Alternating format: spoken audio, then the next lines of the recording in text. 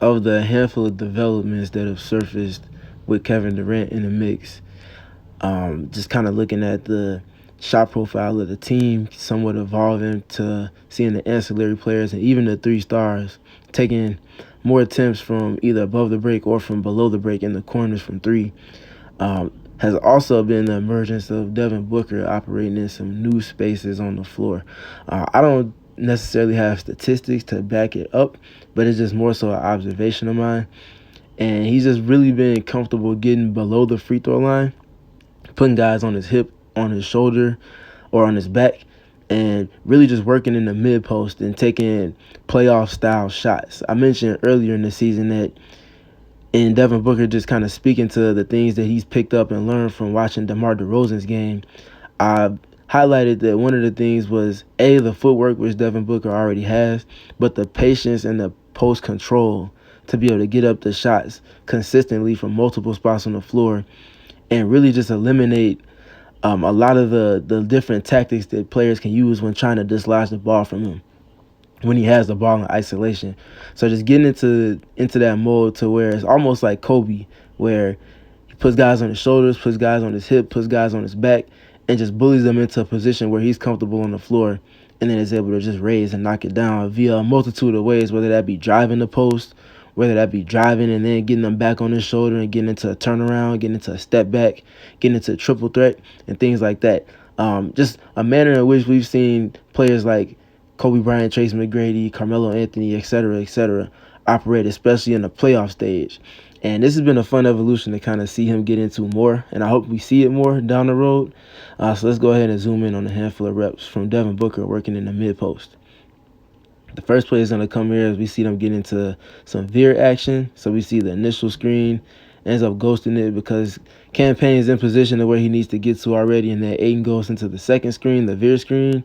Devin Booker's going to catch it, and then he's going to put Dennis Smith Jr. on his hip, hits the turnaround, and one. And as we kind of zoom back out and kind of zoom in again on this, off the catch, we see him attack instantly. Aiden doesn't get a chance to set a screen because Booker already has enough leverage. So look at the two dribbles he gets to move Smith Jr. And then the post control and the balance into the shot. Even on a fadeaway, look at the balance. His shoulders are level. His waist is level. And that's an and one. Just great patience from Book. That's a very mature bucket and a very mature manner in which he goes about operating from these spaces on the floor. This next rep here, we're going to see him late in the shot clock with Zach LaVine. He's going to do the same thing he did before. He's going to get him on his hip, on his shoulder, just to control the pace, control the flow of the action that's going on in his isolation. And then he's able to get into the turnaround. And this one was even tougher because he did it off the glass from a different angle on the floor. Last time he was about free throw line extended, he's below the free throw line here.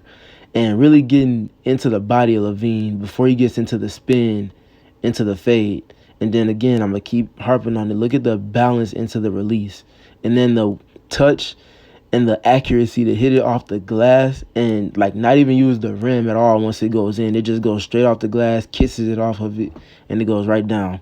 Just a beautiful shot. And again, great post control and great just general control of the pace in that specific setting. And then here we're going to see them get into it again in the early offense.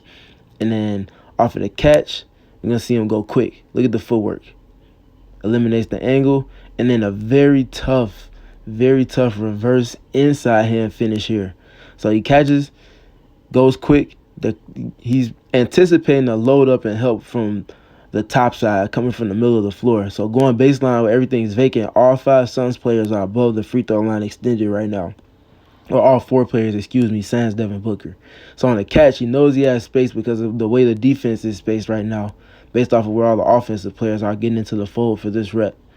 Goes quick, high IQ play here of understanding spacing and angles and how to maneuver and navigate two set spaces, and then also how to finish before the anticipated help from a defense with this inside hand finish. And that really should have been an and one. That's a very impressive finish there. And then here, I like this one as well. This was sideline out of bounds, so they're going to it directly.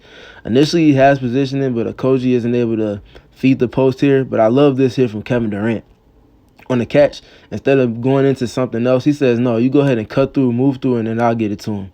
And what that does is, A, removes the help from Okogie, who's, of course, not a threat necessarily from deep. So Doncic, as he was all game, will help off of him to A, putting a double team on Booker in the post. Kevin Durant is now one pass away and making this pass, so that's not going to be any help from the passer in terms of sending extra help, but it's also not going to be attention that Booker will have to worry about if he decided to go right here, because Bullock is not even going to jab at on a middle drive because it's Kevin Durant who's one pass away. That's the dynamic between those two that I love to continue to see. But back to Booker here. Look at the post control and the patience within it here. And it's just, again, another very, very mature bucket here. We got, as we break it back down here, we're going to see on the catch, we got the sweep through. We got a jab. And then another pump fake, and then a jab, and then another dribble at, and then a step back. That's just enough to break the rhythm of a defender, to keep them guessing, keep them hesitating. And then, again, he's already in a spot off the catch where he's very comfortable at, so he just needs minimal space created to knock that down and raise up over Hardaway Jr. And then this next one here was fun as well, as he gets it in transition. It's another Barkley dribble into it, so he's dribbling himself into post position, and it's what a Barkley dribble is. And then he goes, as soon as Luka Doncic turns his head in terms of trying to find his matchup, is when Devin Booker goes. So you see him get into it. He's waiting to see what the defense is doing. Their heads are turned right now, and that's when he decides to go. Look at the timing. And look at the offhand activity as well to help create separation and gain leverage as well as he gets ready to turn the corner. And then on the finish, it's not just a straight line drive, but he's also going into this space on a curved angle to eliminate the angle from Kyrie Irving to potentially try to contest from underneath on the outside of him, but also to take away the angle from any inside help defenders that might try to help protect the rim here. So this is just very crafty, very cagey, and very high IQ and mature from Devin Booker. And then on his final rep here, we're going to see him again get into a Barkley dribble. And this is just bully ball at this point. There's no analysis for this one. It's just bully ball. He was feeling himself. He had a matchup that he felt extremely comfortable with and got right to a spot as close to the basket as you possibly could and just finished that. It's going to be fun to watch Devin Booker continue to evolve his shot profile and find new spaces in the floor to operate in with more frequency, with the freelancing ability that's going to be enabled with Kevin Durant being on the floor. And I love to see on like the play that we saw 2 plays ago with Booker in the post, Kevin Durant imploring for Booker to operate from these spaces. Gonna enjoy seeing a lot more of this moving down the line.